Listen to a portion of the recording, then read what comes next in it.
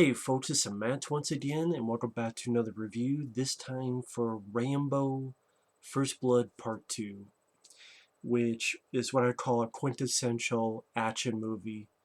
Not only of the 1980s, but Rambo 2 is one of my personal favorite movies. I always have a hard time picking which is my favorite Stallone film. It's either Cobra or it's Rambo 2. Rambo First Blood Part 2 is one of those movies that growing up it's a reason why I love action movies. And when it came out, it was such a huge phenomenon. Granted, I wasn't really a part of that because by 1985, I was only about 2 years old. But watching on VHS, used to have the clamshell VHS tape of Rambo 2 as well as First Blood, and movie I would watch over and over and over again. And it's such an epic, pure action movie. And it influenced so many other films, and it really had a big influence on the action genre. And I think, honestly, nowadays it doesn't really get the respect it deserves because not many people bring up Rambo 2, not many people mention it, not many people just. It's part of pop culture, but at the same time, when was the last time you honestly heard someone talk about Rambo First Blood Part 2?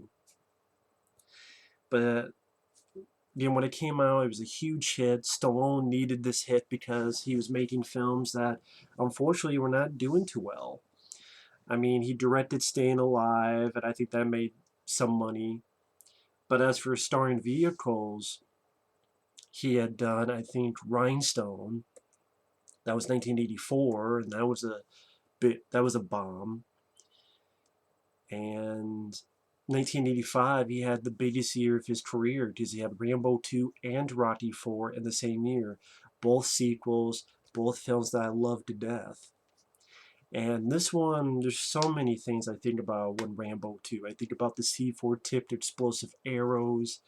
I think about, do we get to win this time? This time it's up to you. I think about Murdoch. I'm coming to get you. I think about the fact that anytime I watch this, I have a smile on my face. And they do not make movies like this anymore, unfortunately. And that's not to say every movie of the action genre nowadays are bad. This year, I think it's been good so far. I really enjoyed John Wick 2. I liked Logan. I liked Constant Island, and so forth. But they won't make movies like this anymore. The era of the one-man army type of film, maybe you'll see a direct-to-video, but a lot of people make fun of it. They call it cheesy. They call it corny. I'm sorry. I am the total opposite. I sincerely love these films. Even when people like films like this, they like it, but then they brush it off. Yeah, I like it. It's so cheesy. Or yeah, I love it. It's so corny. And I'm not that kind of guy. When I sincerely love Cobra or Hard Target, I'm not, oh, man, this is so bad, it's good. No, I think it's so good, it's kick-ass. Or it's so awesome, it's badass. That's how I feel about these films. And I think this is a very well done action movie. I know the original story was written by James Cameron, and this is around the time that I think Terminator came out around 84. And he was writing Aliens, and he was writing Rambo 2. And I know in James Cameron's initial concept, I believe Rambo started off in a mental asylum. And I think the movie is more of a buddy movie where at one point it's going to be Stallone and John Travolta. I guess because Stallone worked with John Travolta in Staying Alive.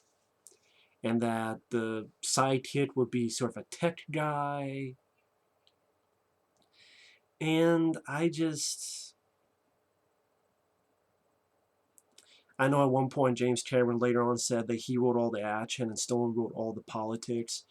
But at the same time, starting off in a mental asylum and having a buddy tech guy, I That would not be my cup of tea. I like the film we have now.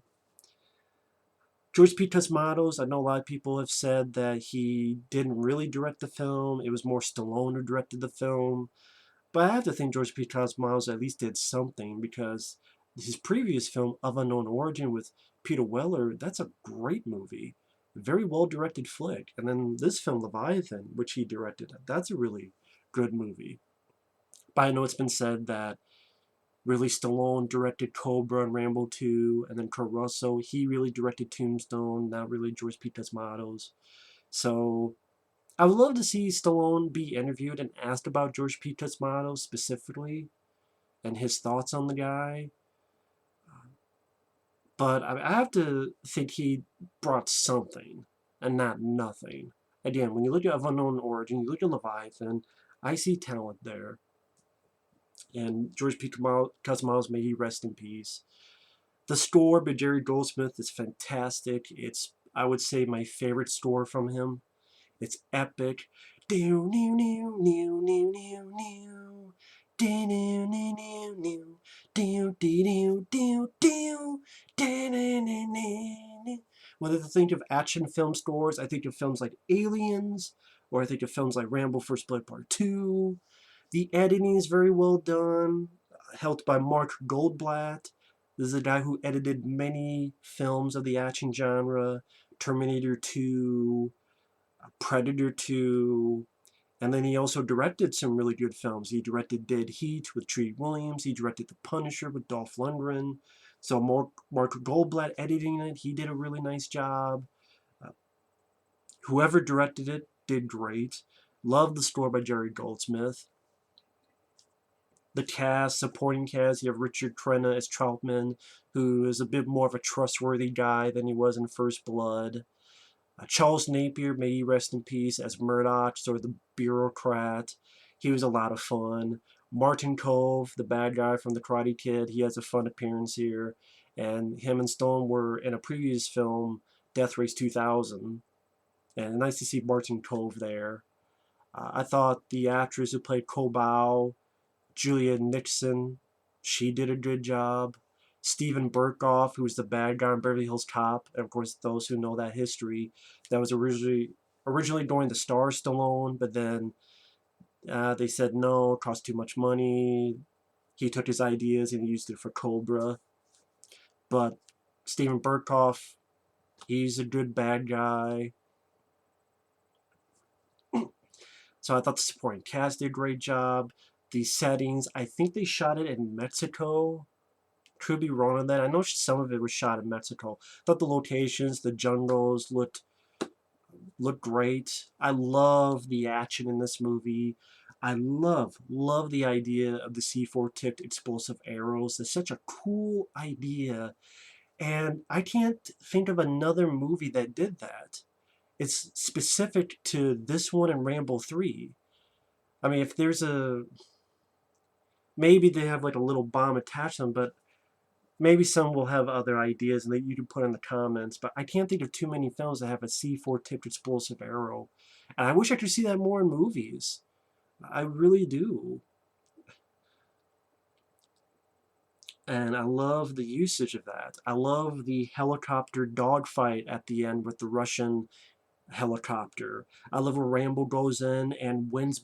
He wins Vietnam too. I mean, it's, you know, the sequel to Vietnam, and this time John Rambo wins. He blows the shit out of everything. I love that. I love, he gets to fire shotguns. He gets to shoot rocket launchers and bazookas and, you know, machine guns and grenades and helicopter blowing the shit out of an entire village, and a C4 tipped explosive arrow blowing up this bad guy into pieces, and having a fist fight in a helicopter with this big guy. Which I remember one rumor saying that Dolph Lundgren was either going to be up for that or Rocky 4. That could be wrong, but I remember that's one rumor I heard. But Ivan Drago was the better choice because that's the main villain, not just a supporting little role. But yeah, to me, this is such an epic action movie. that deserves a lot more. I mean, it's a big phenomenon when it came out to the point they had toys, they had lunch boxes, there was a Rambo cartoon, which I don't care for. I probably would have cared for that if Stallone voiced Rambo, but because Stallone did not voice Rambo, I remember being really mad about that when I was younger. I'm like, oh, cool, they got the Jerry Goldsmith music, but man, where's Stallone? So the fact Stallone did not voice it made me mad with the Rambo cartoon. You have these things called Rambograms, like a telegram, only maybe someone would fly down a helicopter with a bandana and give you a telegram. And of course, that was a line used in a fun movie called Chopping Mall. Let's send those fuckers a Rambogram. Like, this is when Rambo became pop culture. And of course, Ronald Reagan would use it, but he would use it in the wrong way. Because when you really look at Rambo, he was against the military. Like, he didn't want to fight, and he kind of just did it as a last resort. And he was not U.S. I mean, he loved his country, but at the same time, he was a tortured soul. In all the movies, he was a guy who was a loner who wanted to have peace in his life, as the song at the end says, and he would be forced into these things, or he would be pushed and pushed, and he had to push back or just try and do the right thing. But like, even in Rambo 2, he's not. He goes in there and blows up the whole village. No, he gets the guy and he wants to get out of there. And if it all worked out, him and the guy would leave on the helicopter, go back, and then the others could go back and rescue the other POWs. But they fucked Rambo over, so he has to do it as a last resort. But Ronald Reagan would look at that and go, oh, well, yeah, he's a Republican. When that's not really the case, when you really look at the movies. But and there were so many movies after this. I mean, there were films before that dealt with the idea of a guy going back to rescue POWs. Uncommon Valor, directed by Ted Kotcheff himself, who did First Blood. In 1983, he did Uncommon Valor, extremely underrated film. I love that film to death. You got Gene Hackman, you got Patrick Swayze, Fred Ward, Reb Brown, Randall Tex Cobb, Tim Thomerson, Robert Stack. Love that movie. That dealt with people trying to rescue POWs. And then 1984, you had Missing in Action with Chuck Norris, which he did two movies back to back. Missing in Action, which was supposed to be the sequel, but they liked it more, so they made that the first movie. And then Missing in Action 2, the beginning, where Chuck Norris was a POW, that became a prequel, and that came out, I think, the same year as this movie. But yeah, Missing in Action came out, I believe, 1984. Could be wrong in the year, but this sounds right to me.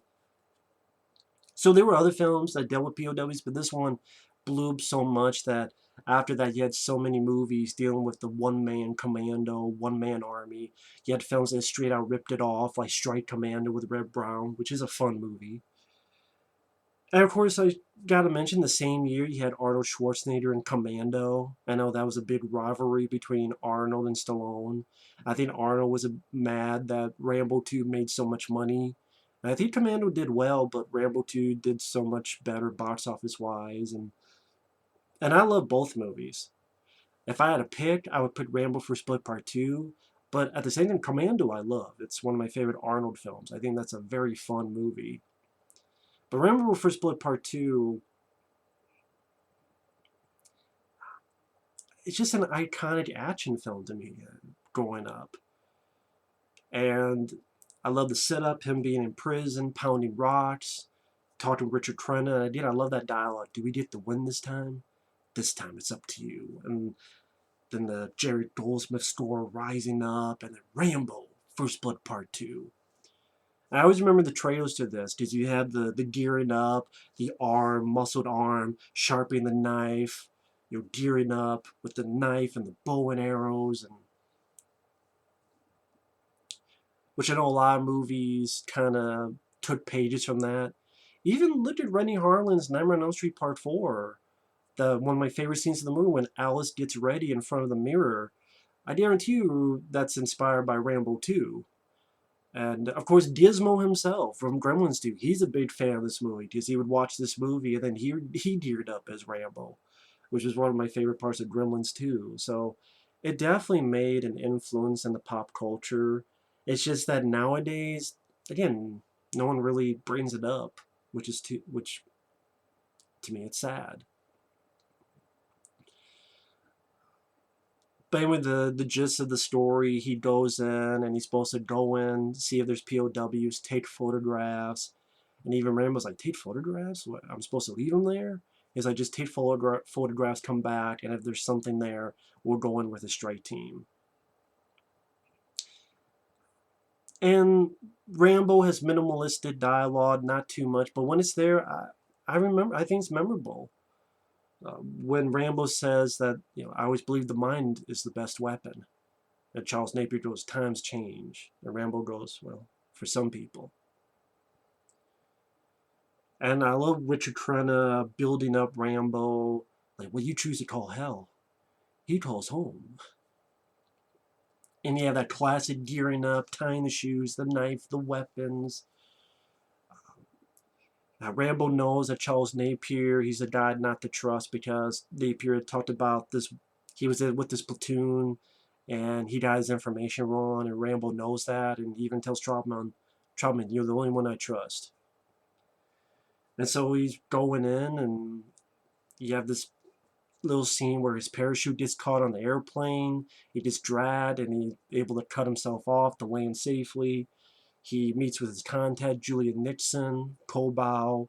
I thought she did a good job. They get on this boat, and they talk with each other, and I like the dialogue. I always like, to survive war, you gotta become war. And they bring up the word expendable, which is, of course, funny, because later on he would do movies called The Expendables. And she even asks, what mean expendable? And he says, well, when you're invited to a party, but then you don't show up and no one cares or notices. And then he asks about this necklace. What's that? Oh, it brings me good luck. What brings you good luck? And Rambo shows his knife and goes, guess this. I guess this. I like that. They get to the camp, they find a POW and rescue him, and the action really begins there, where he's throwing knives to chest, arrows to the chest, arrows to the head. They get on this boat and they fuck them over, and Rambo gets pissed. He has his finger knives that he stabs in them. Just a shotgun. It's the only Rambo film now that I think about it, he has a shotgun. I think. Did he have a shotgun in Rambo 3?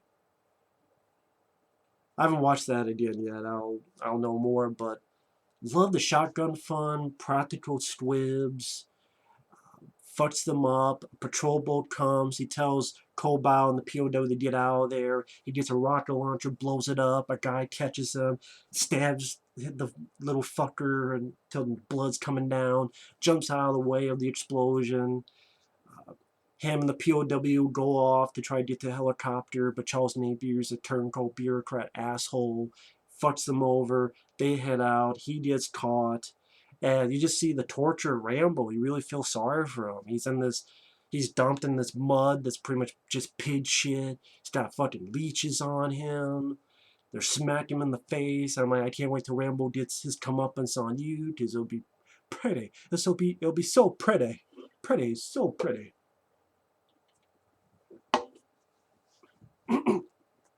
And getting shot and electrocuted, I think on a bed spring. I love that. I mean, that brings me back to just those old.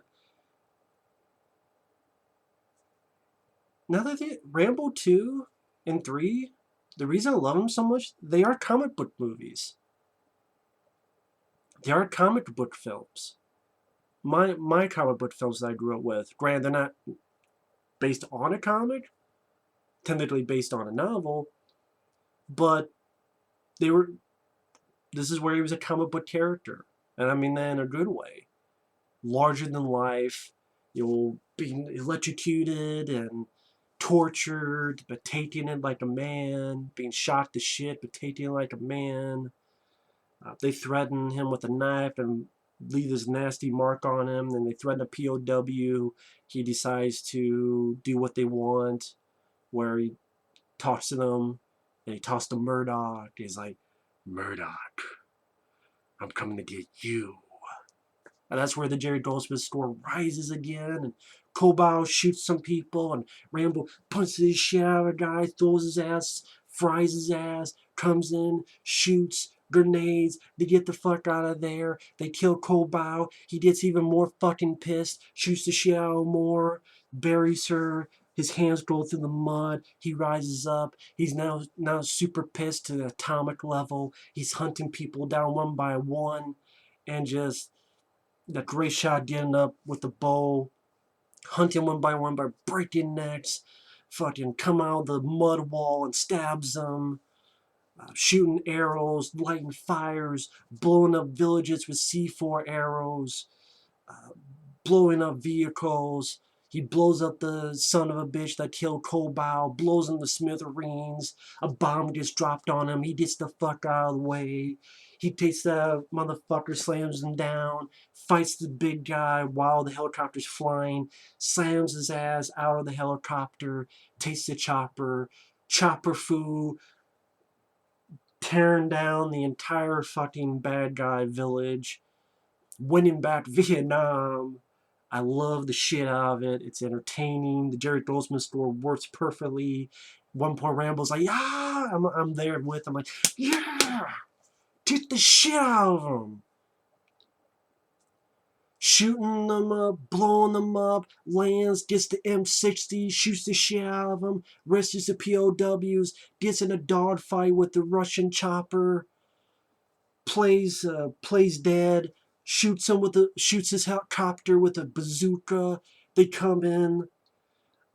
He's even more pissed off. He gets his machine gun, comes in, shoots the shit out of Charles Napier's technology, saying technology sucks.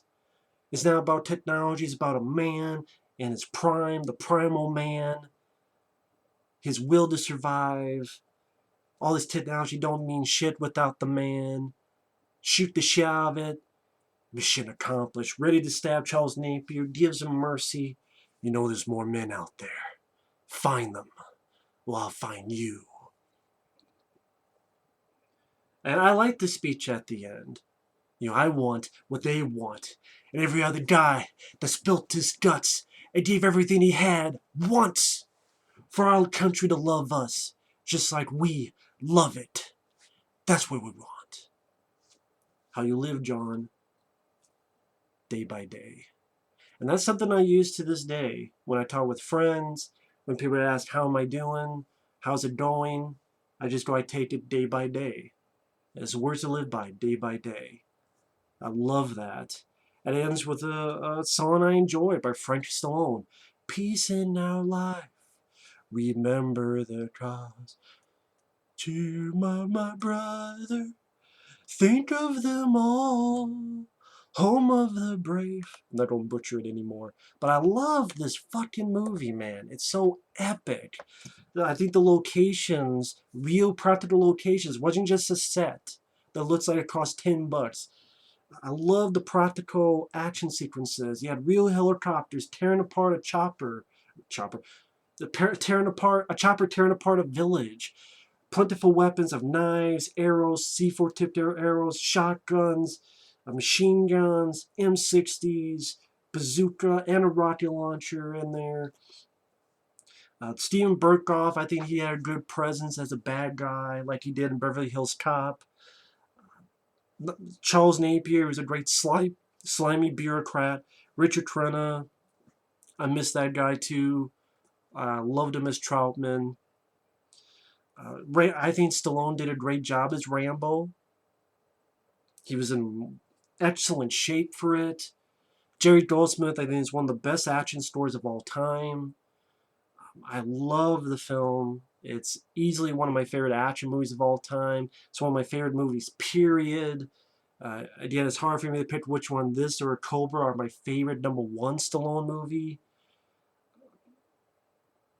But Rambo First Blood Part 2, again, just so many iconic moments to me.